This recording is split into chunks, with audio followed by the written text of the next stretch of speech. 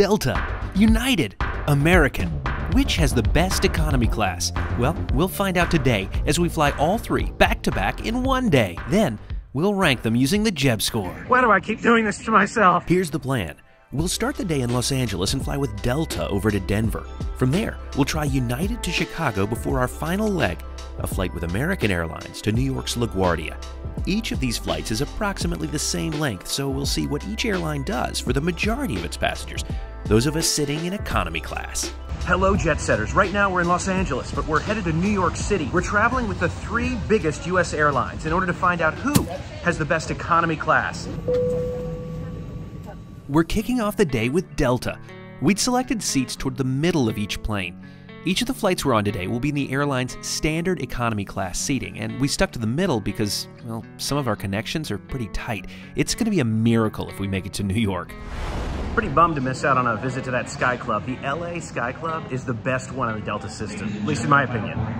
Economy tickets don't allow access to airline lounges. That's just one of the rules we'll be following today.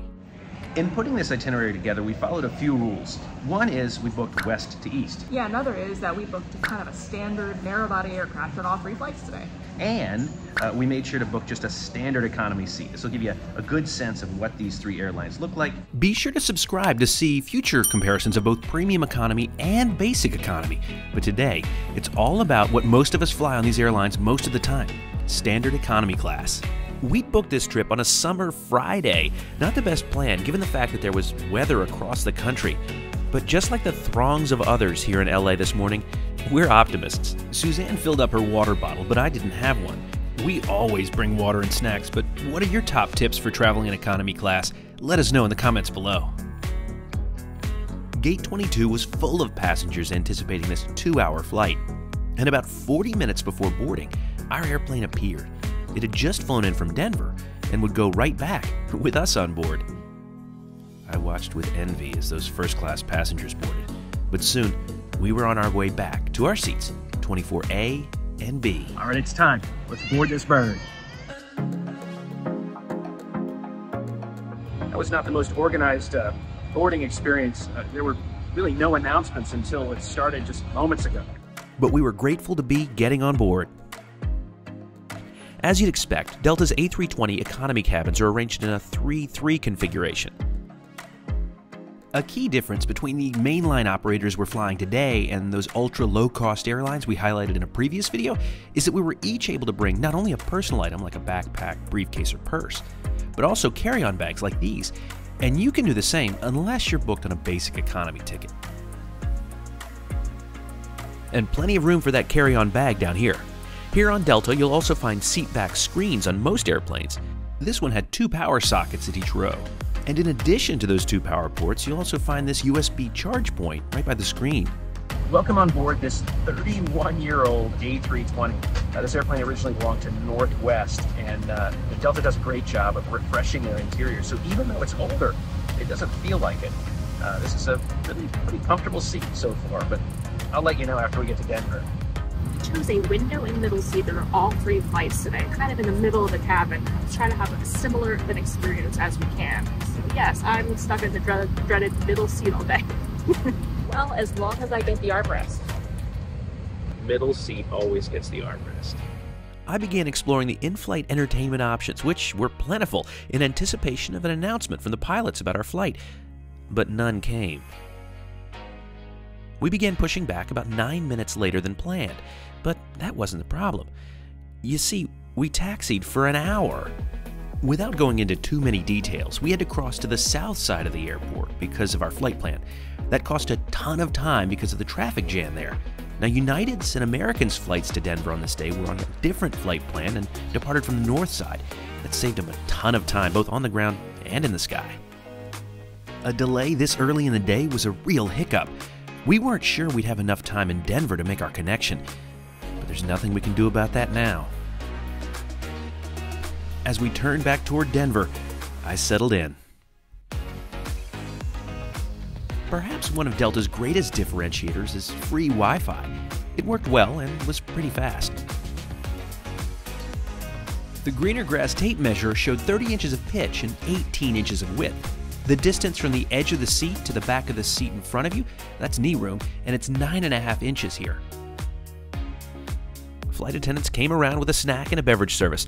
I had a cup of coffee with sun chips, and Suzanne went for a Diet Coke and a granola bar. As always, we travel with our own emergency backup snacks, just in case. Delta offers a full complement of non-alcoholic beverages, and in addition to the chips and granola bar we had, almonds and Biscoff were also available. We continued on our way, passing right over the Grand Canyon. This was a really special flight. What a view! Soon, we were beginning our descent into Denver, and despite that hour-long taxi time at LAX, we were at our gate in Denver only about 30 minutes late. But those were 30 minutes we needed to make this connection. Well, there were some good things and some not so good things about that flight, but we'll deal with that later when we wrap everything up. For now, it's time to make our way over to catch our next flight, this with United to Chicago. We'd booked seats 27E and F. And that delay from Delta meant we did not have the comfortable cushion we'd planned here in Denver. We've got 10 minutes to boarding now. Gonna make our way over from the A concourse here to the B concourse. Time to fly my favorite airline. I mean, I'm totally unbiased and an impartial party. Okay, boarding is beginning and we're still not there. This kind of thing makes me so uncomfortable. This delay costs it's a little more stress than I anticipated. Why do I keep doing this to myself? They just started boarding. I just got a text message, so I think we're gonna be okay. The gate was bustling because boarding had already begun. I'm not gonna say that was close, but it was closer than I like, and no time for lunch either. This 737 MAX 9 has a new interior, but as you'd expect, it's arranged in a 3-3 configured economy cabin. As before, we quickly settled into our seats.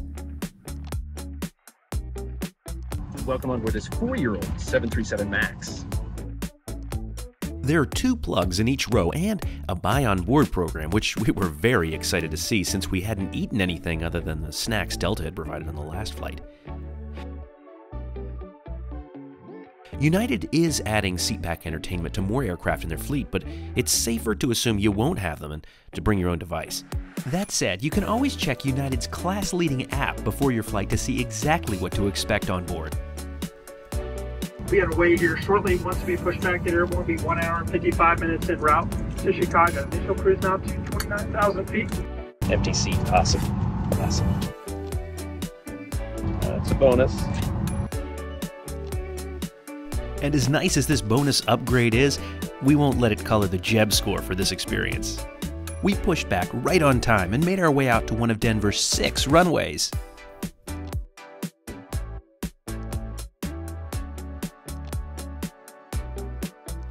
I took advantage of United's device holder. Wi-Fi was available for purchase, and if you're a member of United's frequent flyer program, it only costs $8. Obviously not as impressive as Delta's free option, but $8 is pretty reasonable. United also offers free streaming on board. You can also check the status of your flight to see if you're on time, and thankfully, we are so far. Sadly, the greener grass tape measure doesn't work as well when the passenger in front of me was reclined, but United says these seats have 30 inches of pitch and 17 inches of width. We found 10 inches of knee room here too. That's a full ½ inch more than Delta.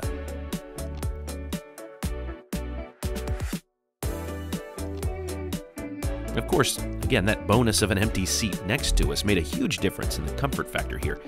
It was nice to spread out a bit. You'll also have Hemispheres magazine to entertain you. United is the only US airline still publishing a magazine, and as a child of the 90s, it's a real throwback. I love looking through. The seat is a bit tight for working, but I was able to knock out a few lingering projects, so that was good. Free snacks included pretzels or quinoa crisps. Suzanne had some AHA, and I chose unflavored water. We also paid $10 to share the takeoff box for lunch. It was pretty much exactly what you'd expect it to be. The best assumption you can make about a domestic flight on one of these airlines is that you'll be offered a complimentary non-alcoholic drink and a snack, but that's about it. That's the case even on some 5-hour cross-country flights. We've also been on plenty of flights where it was too bumpy for the flight attendants to do any service, or time runs out before the cart makes it all the way through the plane. So the best advice is to bring your own drinks and snacks because you just never know. That said, there are options on some flights to purchase food on board. Delta offers snack boxes for purchase on flights of over 900 miles, and you need to be on a flight over 1,500 miles before any fresh food, including a cold sandwich or cheese plate, is offered for purchase. On United, flights over 500 miles have snacks and snack boxes for purchase, and those over 1,500 miles have a nicer selection of fresh foods, including some hot options. On American, flights over 1,300 miles offer a limited menu of snacks for purchase. I'll provide links to these policies in the description below so you can study up before your next flight. Before too long, though, we'd found our way to Chicago's O'Hare Airport. And that's United behind us. Now, the good news is we've got a nice long layover here in Chicago before the American Airlines flight. The bad news, though, summer storms are building. So we're going to head over to the gate, check things out, and keep our fingers crossed. Here's one that's on my list. Not the CRJ200, of course, but Southern. Anybody flown Southern? I want to give them a try. Someday. That was quite a solid flight with United, but it's not over yet. We still have one more flight, so stay tuned to the end to find out who's going to win today. And next up, American Airlines over to New York. We'd booked seats 28E and F for this flight to LaGuardia. Another kind of bonus for this particular itinerary is that here in Chicago, we don't have to leave security. We're able to transfer from the United gates over there to the American gates over here. It didn't take us too long to come across maybe the most famous hallway here in Chicago. Are we forgetting anything? I don't think so. Typically, taking the last flight of the night between two city pairs is a recipe for disaster, and that's why we've been most nervous about this flight all day. Fortunately, it looks like we're going to be okay. They've rerouted us all the way down almost to Richmond, Virginia on this trip, which is kind of crazy, but we will make it. It's going to take us more than 2.5 hours, but it looks like we're going to make it to New York. Boarding begins in about 10 minutes. Let's head over there. That crazy routing was because of some severe thunderstorms that had built up between Chicago and New York. But we couldn't think about that right now. It was time to board. Like the other planes we've flown so far today, this 737-800 has a 3-3 configured economy cabin. And for the third time today, we quickly settled in.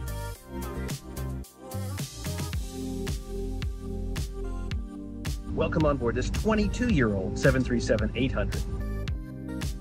We encountered 3 plugs for our row. That's 1 for each passenger, a real bonus compared to the other aircraft we'd encountered today. Not gonna lie, I'm surprised we are here right now, but I'm so happy. Yeah, I second that. I tend to be an optimist, but this was a really kind of a questionable itinerary, but Suzanne planned it perfectly, at least thus far. Don't want to jinx it till our wheels down at LaGuardia.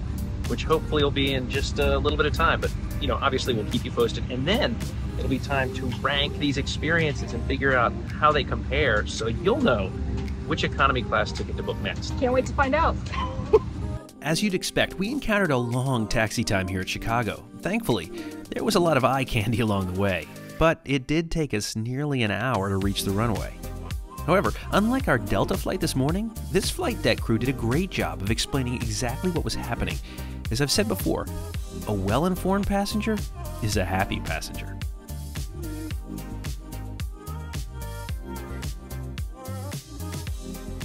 Once we were in the air, I was again grateful for the device holder that American Airlines installed here.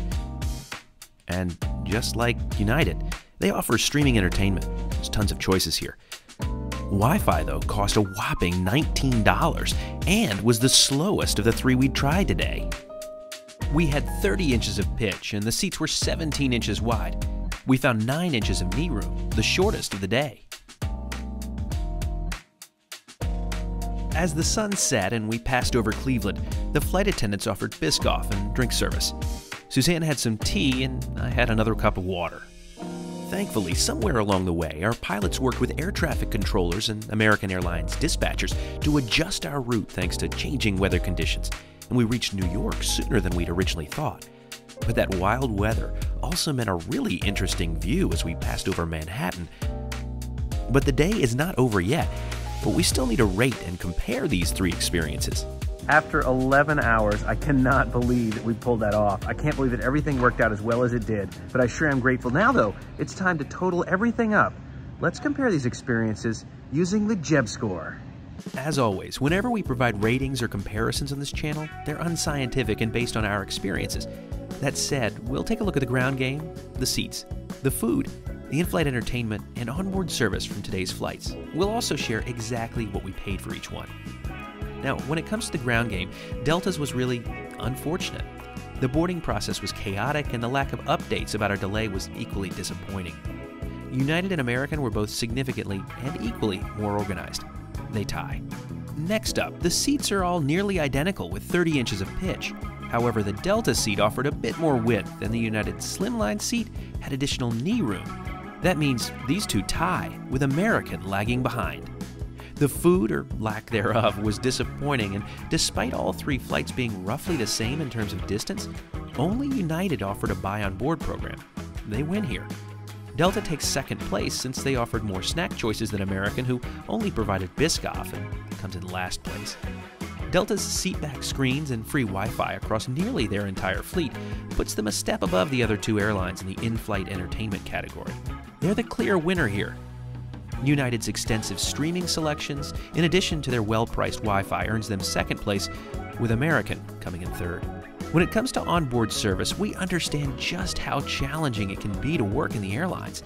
That said, we've encountered loads of amazing airline employees in our travel. Again, it's tough to judge any airline based on one flight. However, today just was not a perfect score for any of them. Delta's lack of communication was a real downer. On United, the service was extremely slow to start, and at American, it just felt like the crew had somewhere better to be. All that's to say, sadly, they all tie for last place here. But before we name the winner, what did we pay for each of these flights? Well, Delta charges each $178.90. Over on United, we each paid $328.85. There were plenty of cheaper options on United from Denver to Chicago, but to make that connection with American, that was the only one we could take. And finally, on American Airlines, we were charged $168.90 each. So all things considered, our winner for this economy showdown is United Airlines. Between now and the next time, See you in the sky. Well, there were some good things and some bad things. No. You measured on United, the seat in front of you was reclined. The greener grass tape measure is not science. Go ahead.